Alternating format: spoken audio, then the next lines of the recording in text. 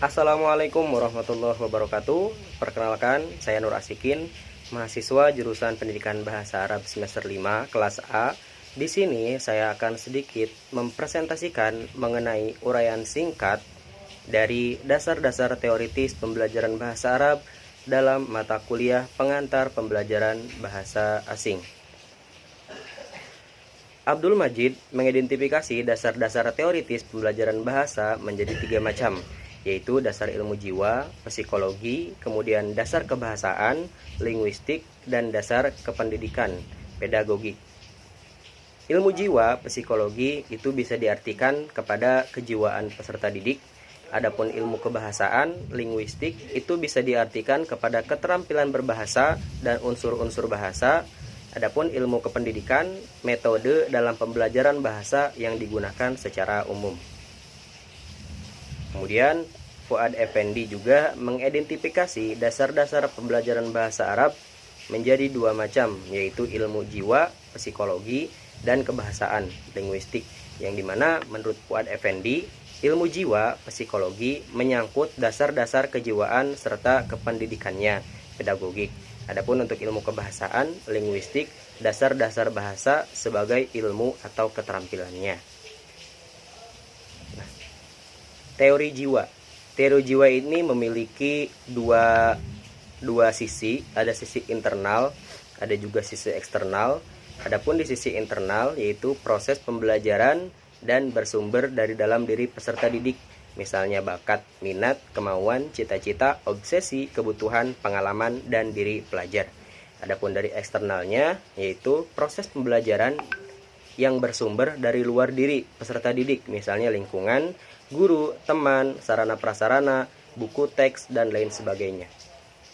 Nah, kemudian dari 2 sisi ini terlahirlah 2 aliran, yaitu ada aliran kognitif, juga ada aliran behaviorisme.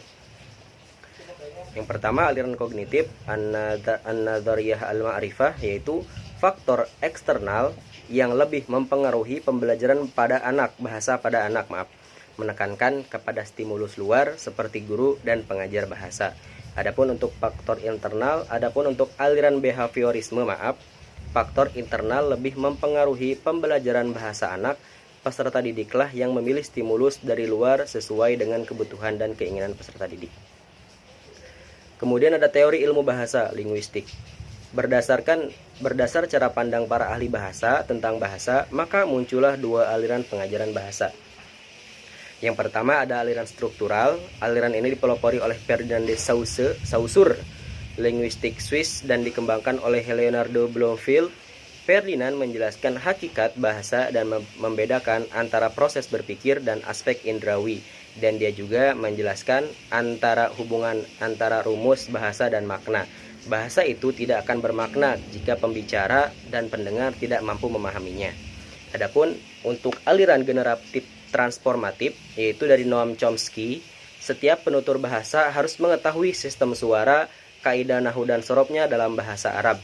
Jika dia tidak tahu, maka dia tidak akan dapat membuat kalimat, ungkapan yang pernah didengarnya.